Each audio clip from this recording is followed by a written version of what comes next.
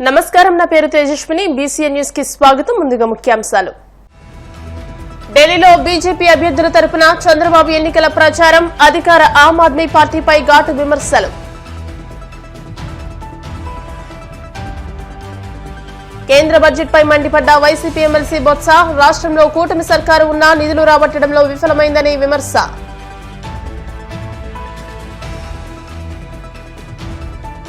వాడపల్లి వెంకన్నాలయంలో ప్రత్యేక పూజలు. మంగళ వాయిద్యాలను మా శ్రీ స్వామి అమ్మవార్లకు వెలుకొల్పు సేవ. ఐశ్వర్యలక్ష్మి హోమం. ఒక్క అవకాశం ఇవ్వండి, ఢిల్లీని అత్యుత్తమ రాజధానిగా మారుస్తాం. ఢిల్లీ ఎన్నికల ప్రచారంలో పాల్గొన్న కేంద్ర హోంమంత్రి అమిత్ షా. ముఖ్యమంత్రి చంద్రబాబు ఢిల్లీలో బీజేపీ అభ్యర్థుల తరపున ఎన్నికల ప్రచారంలో పాల్గొన్నారు. ఢిల్లీలో తెలుగువారు ఎక్కువగా నివసించే ప్రాంతాల్లో చంద్రబాబు ఎన్నికల ప్రచారం సాగుతోంది. ఈ సందర్భంగా ఆయన మాట్లాడుతూ ఇచ్చిన మాట నిలబెట్టుకోవడంలో ఆప్ విఫలమైందని, అదే సమయంలో నరేంద్ర మోదీ నాయకత్వంలోని కేంద్రం ఇచ్చిన హామీలు నిలబెట్టుకుంటోందని తెలియజేశారు. తాగునీరు అందించడంలో ఆప్ విఫలమైందని, ప్రధాని మోదీ అమృత్ పథకం కింద స్వచ్ఛమైన తాగునీరు అందిస్తున్నారని వివరించారు. కేంద్రం నిధులు ఇచ్చినా సద్వినియోగం చేసుకోలేని దద్దమ్మ ప్రభుత్వం ఆప్ ప్రభుత్వం అని ఘాటు వ్యాఖ్యలు చేశారు. నేను ఢిల్లీలో తెలుగు వాళ్ళు ఇంతమంది ఉంటారని ఎప్పుడు అనుకోలేదు, కానీ ఈ రోజు మీ ఉత్సాహం చూస్తా ఉంటే ఢిల్లీలో ఉండే ఒక్క తెలుగు వారు కూడా బీజేపీ కాకుండా వేరే పార్టీకి ఇయ్యరు. అన్ని ఓట్లు ఏకపక్షంగా బీజేపీకే పడతాయి. ఈరోజు ఒక్క విషయం మనం గుర్తుపెట్టుకోవాలి. ఈరోజు తెలుగు వాళ్ళు ఢిల్లీలోనే కాదు, ప్రపంచంలో అన్ని దేశాల్లో ఉన్నారు. మొన్న నేను జూరిక్ వెళ్ళాను, దావోస్కి వెళుతూ. నేను వెళుతున్నానంటే 600 మంది సమావేశమయ్యారు. అంటే జూరిక్ లో కూడా 600 మంది స్విట్జర్లాండ్ లో ఉన్నారంటే అది భారతీయుల సత్తా, అదే మారిగా తెలుగు వారి సత్తా అని చెప్పి కూడా నేను మీకు తెలియజేస్తున్నా. ఈరోజు మనం చూస్తే నేను దావోస్కి వెళ్ళాను. నేనే కాదు, మహారాష్ట్ర సీఎం, అదే మరి మిగిలిన తెలంగాణ సీఎం గాని, అదే మరి కొంతమంది కేంద్ర మంత్రులు అందరం కలిసి అక్కడికి వెళ్ళాం. ఎక్కడికి పోయినా భారతదేశం పేరు మారుమోగింది. ఎక్కడ పోయినా ఎవరిని అడిగినా నరేంద్ర మోడీ గారి నాయకత్వం భారతదేశానికి ఉందని గొప్పగా చెప్పే పరిస్థితికి వచ్చారు.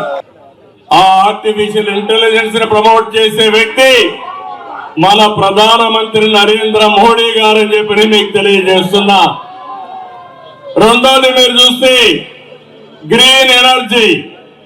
ప్రపంచం అంతా కూడా గ్రీన్ ఎనర్జీ వైపోయి వాతావరణ కాలుష్యాన్ని కాపాడే పరిస్థితికి వస్తున్నారు.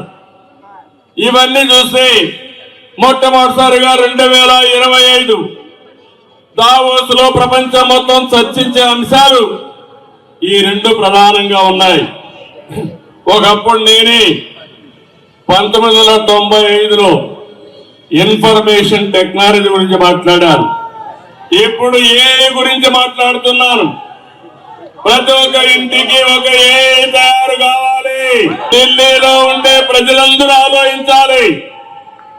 అందులో ప్రత్యేకంగా మా తెలుగు తమ్ముళ్ళు, తెలుగు చెల్లెళ్ళు ఢిల్లీలో ఇంటింటికి వెళ్ళాలి. బీజేపీ గెలుపు దేశ చరిత్రకి ఒక మలుపని చెప్పాల్సిన బాధ్యత మీ అందరి పైన ఉంది. ఈరోజు మనందరం కూడా ఒక హిస్టారికల్ అకేషన్ లో ఉన్నాం. నేను ఎందుకు ఈ మాట మాట్లాడుతున్నానంటే ఐటీలో మనం మొట్టమొదటిసారిగా ముందడుగేశాం. భారతీయుల్ని డిఫీట్ చేసే వాళ్ళు ప్రపంచంలో ఎవరూ లేరు. మూడోది, సరైన నాయకుడు మన దేశానికి సరైన సమయంలో ఉన్నాడు, అదే నరేంద్ర మోడీ. ఈ మూడు వల్ల మీరు ఒకసారి చూస్తే దేశం దూసుకుపోయే పరిస్థితి వస్తా ఉంది. ఈరోజు ఆర్థిక వ్యవస్థలో ముందున్నాం, టెక్నాలజీలో ముందున్నాం.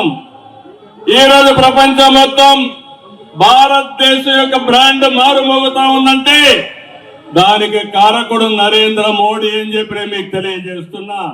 కేంద్ర ప్రభుత్వం ప్రవేశపెట్టిన బడ్జెట్లో ఏపీకి నిధులు కేటాయించకపోవడం దురదృష్టకరమని వైసీపీ ఎమ్మెల్సీ బొత్స సత్యనారాయణ అన్నారు. బీహార్కు కేంద్రం వరాల జల్లు కురిపించిందని గుర్తు చేస్తూ రాష్ట్రంలో కూటమి సర్కారే ఉన్నా అందులో టీడీపీకి 16 మంది ఎంపీలున్నా నిధులు తీసుకురావడంలో వారంతా విఫలమయ్యారని విమర్శించారు. కేంద్ర ప్రభుత్వంలో టీడీపీ కూడా భాగస్వామ్య పార్టీనే అని బొత్స గుర్తు చేశారు. అయితే టీడీపీకి రాజకీయ ప్రయోజనాలే తప్ప రాష్ట్ర ప్రయోజనాలు పట్టవని ఈ బడ్జెట్తో తేలిపోయిందని అన్నారు. బీహార్తో పోల్చుకుంటే ఏపీకి ఈ బడ్జెట్లో దక్కిన వాటా శూన్యమన్నారు. ఆనందకరమైన విషయం, ఒక ఆశ్చర్యమైన విషయం ఏంటంటే మహాకవి గురజాడ గారిని బడ్జెట్ ప్రసంగంలో కేంద్ర ఆర్థిక మంత్రి గారు మాట్లాడుతూ ఆయన పేరుని వారు తలుచుకోవడం అనేది మనందరికీ కూడా ఒక గర్వకారణం. దేశం అంటే మట్టి కాదు, దేశం అంటే మనుషులే. అదే వరబడిలో సైమల్టేనియస్ గా చూసుకుంటే ఆ మహాకవి పుట్టిన ఈ ప్రాంతంలో బడ్జెట్ లో నిరాశ నిస్పృహలు కనిపించాయి. ఈ బడ్జెట్ వల్ల ఈ రాష్ట్రంలో ఉన్న ప్రజలకు ఏ ప్రయోజనం కలుగుతుంది అనేది ప్రత్యేకమైన ప్రయోజనం ఏంటనేది కనిపించలే. ప్రత్యేకమైన వరుణ్ ఎందుకంటే నేను అండర్లైన్ చేస్తానంటే ప్రత్యేకమైన ఎందుకంటే ఇవాళ ఉన్న దేశంలో ఉన్న ఎన్డీఏ ప్రభుత్వం, ఈ రాష్ట్రంలో వచ్చి ఎన్డీఏ కూటమి ప్రభుత్వం. ఈ నేపథ్యంలో దేశంలో చూస్తే ముఖ్యంగా 12 మంది పార్లమెంట్ సభ్యులున్న బీహార్ లో ఉన్న నితీష్ కుమార్ ప్రభుత్వంతో, అలాగే 16 మంది సభ్యులున్న తెలుగుదేశం పార్టీ అండదండలతో ఇవాళ ఈ ప్రభుత్వం దేశంలో ఉంది. నేచురల్ గా బడ్జెట్ అన్నప్పుడు దేశ ప్రజలందరి తాలూకా అన్ని రాష్ట్రాల తాలూకా ప్రయోజనాలని చూడటం అనేది అవసరం, అది సహజం కూడా. ఏ వ్యక్తి అయినా కదా ఆలోచించాలి, కానీ స్వార్థం కూడా ఉంటది. మా మీద ఆధారపడిన ప్రభుత్వాలు ఉన్నాయి, సో కాబట్టి మాకు ఏదైనా ఒక ప్రత్యేకమైన ప్రాధాన్యత కల్పించుకొని తెచ్చుకోవాలనే ఒక ఆతృత, ఒక అవకాశాన్ని పొందిపుచ్చుకోవడం అనేది ప్రజాస్వామ్యంలో రాజకీయాల్లో సహజం. కానీ నిన్న జరిగిన విషయంలో చూస్తే బీఆర్ సాధించింది, కానీ బీఆర్ రాష్ట్రం వచ్చి ఆ విషయంలో ప్రయోజనం పొందింది, కానీ ఆంధ్ర రాష్ట్రం మాత్రం ప్రయోజనం పొందలే. చాలా శోచనీయం, చాలా బాధాకరం. దీన్ని బట్టి చూస్తుంటే తెలిసింది ఏమిటంటే ఈ రాష్ట్రంలో కూటమి ప్రభుత్వంలో ముఖ్యంగా ప్రధానంగా ఉన్న తెలుగుదేశం పార్టీ కానీ ప్రాధాన్యతలు వేరు, రాష్ట్ర ప్రయోజనాలు ముఖ్యం కాదు, వాళ్ళ రాజకీయ ప్రయోజనాలే ముఖ్యం అనేది ఈ బడ్జెట్ లో తేడతెల్లం అవుతుంది. అవతల వారితో కంపేర్ చేసుకున్నప్పుడు జరిగిన నేపథ్యంలో మహాకవి గారి పేరు తప్ప ఇంకోసారి ఇంకో విషయంలో ఎక్కడా కూడా ఈ విషయాన్ని పొందుపరచలే. ఇంకో దగ్గర కూడా పొందుపరిచారు. మనకి జీవనాడైన పోలవరం 45.72 మీటర్లు ఎత్తున్న దాన్ని 41 మీటర్లకి కుదిస్తూ దానికి నిధులు కేటాయించమని గొప్పగా చెప్పుకునే నేపథ్యం కూడా జరిగింది. చాలా బాధాకరం ఆ మాటలు వింటుంటే. ఆలోచించవలసింది అది. అంతకుముందు కూడా మనకు తెలుసు 14-19 మంది ఏం జరిగిందో మనం చూసాం. ఏదైతే రాష్ట్రానికి రావాల్సిన ప్రత్యేక వాదాన్ని ప్రత్యేక ప్యాకేజ్ కింద మార్చడం, అప్పుడున్న ఈ పోలవరానికి రావాల్సిన ఏదైతే రిహాబిటేషన్ దానికి సంబంధించిన అంశాల్లోనూ తెలుగుదేశం పార్టీ ఏ విధమైన విధానాలు తీసుకుందో, దాని నుంచి గత 5 సంవత్సరాలుగా ఎంత ఇబ్బంది పడి దాన్ని మళ్ళీ సస్టైన్ చేయడానికి ప్రయత్నాలు చేసిందో మా ప్రభుత్వం అందరికి తెలుసు. మళ్ళీ పునరావృతం అవుతుంది. దీని మీద పోలవరం మీద మళ్ళీ ఒకసారి, ఎందుకంటే దీనివల్ల ఈ ఎత్తు తగ్గించడం వల్ల ముఖ్యంగా మన ఉత్తరాంధ్ర ప్రాంతానికి, సూచకమైన రాయలసీమ ప్రాంతానికి దీనివల్ల చాలా ఇబ్బందికర పరిస్థితులు రాబోతున్నాయి. దాని మీద మళ్ళీ ప్రత్యేకంగా ఒక చర్చ మీతో ఇంటరాక్షన్ అవుతాము. ఓ మేధావులతో ఒక సమావేశాన్ని కూడా ఏర్పాటు చేస్తాం. దీని మీద తప్పకుండా ఎన్డీఏ ప్రభుత్వం సమాధానం చెప్పవలసిందే. ఇవాళ మనకి జీవనాధారమైన పోలవరాన్ని ఎత్తు తగ్గించడం అనేది బడ్జెట్ లో ప్రసంగంలో మరి నోటీస్ చేయడం అనేది చాలా అభ్యంతరకరం. మొన్న ముఖ్యమంత్రి గారు వచ్చారు.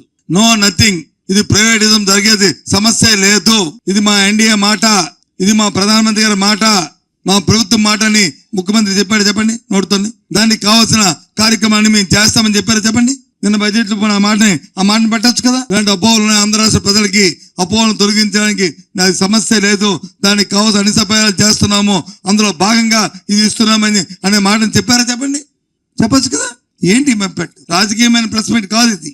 కేంద్ర బడ్జెట్ మీద ఎంతో ఎదురు చూస్తున్నా, ఆశతో ఎదురు చూసినా మన రాష్ట్ర ప్రజల తాలూకా ఆత్మ తాలూకా ఘోష, ఒక బాధ్యత గల పౌరులుగా, ఒక బాధ్యత గల రాజకీయ పార్టీగా స్పందించవలసిన నేపథ్యంలో మా తాలూకా ఆలోచన మీతో షేర్ చేసుకుంటున్నాం.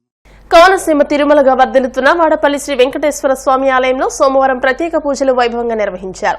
మంగళ వాయిద్యాల నడుమ శ్రీ స్వామి అమ్మవార్లకు మెలుకల్పు సేవను నిర్వహించిన అనంతరం ఈశ్వరలక్ష్మి హోమాన్ని జరిపించారు.